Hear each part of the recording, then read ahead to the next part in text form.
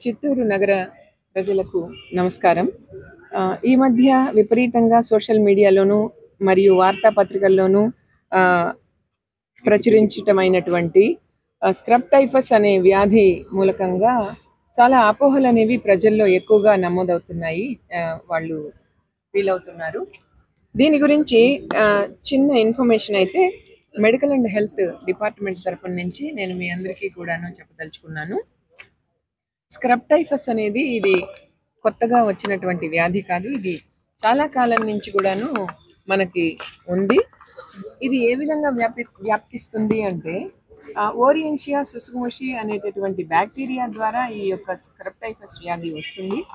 ఇది ముఖ్యంగా పొలంలో పనికి వెళ్ళే వాళ్ళు చెప్పులు లేకుండా వెళ్తారు కాబట్టి వాళ్ళకి కాళ్ళకి ఈ యొక్క నలి లాంటి పురుగు పుట్టినటువంటి ప్రదేశంలో దద్దర్లు ఏర్పడి వాపు ఏర్పడి తర్వాత జ్వరము, చలి ఇటువంటి లక్షణాలు, డైజెస్టివ్ ప్రాబ్లమ్స్ కూడా, కండరాలన్నీ నొప్పిగా రావడము, ఈ విధమైనటువంటి లక్షణాలు ఏర్పడతాయి. ఇది ఒకళ్ళ నుంచి ఒకళ్ళకి ఏర్పడేటటువంటి వ్యాధి కాదు. కాబట్టి ప్రజలందరూ కూడా దీన్ని విపరీత స్థాయిలో తీసుకుని భయపడవలసి, ఆందోళన పడవలసిన అవసరం లేదని నేను తెలియజేస్తున్నాను. అంతేకాకుండా ఈ జ్వరం వచ్చినప్పుడు వెంటనే మనము డాక్టర్ని సంప్రదించి ఈ ఫీవర్కి మరియు డైజెస్టివ్ సిమ్టమ్స్ కావచ్చు, మయాలజియా కావచ్చు, వీటిలన్నిటికీ ట్రీట్మెంట్ ఎప్పుడైతే మనం తీసుకుంటామో వెంటనే ఇది తగ్గిపోయే అవకాశాలు 100% ఉంది.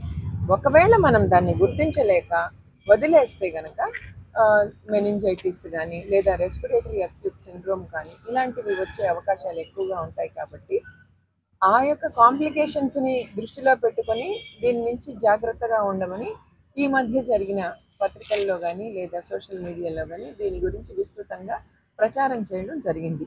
సో ప్రజలందరూ కూడాను జ్వరం వచ్చి దద్దర్లు వచ్చి వాళ్ళు కనుక ముందు రోజుల్లో 2-3 రోజుల్లో ఫీల్డ్స్కి వెళ్ళి పొలాల్లోకి వెళ్ళి పని చేసినట్లయితే ఉండుంటే కనుక ఈ యొక్క సిమ్టమ్ దానివల్ల అయి ఉండొచ్చేమో అని చెప్పి మీరు వెంటనే డాక్టర్ని సంప్రదించి యాంటీబయాటిక్స్ వాళ్ళు ప్రిస్క్రైబ్ చేసినవి వాడుకుంటే తగ్గిపోతుంది.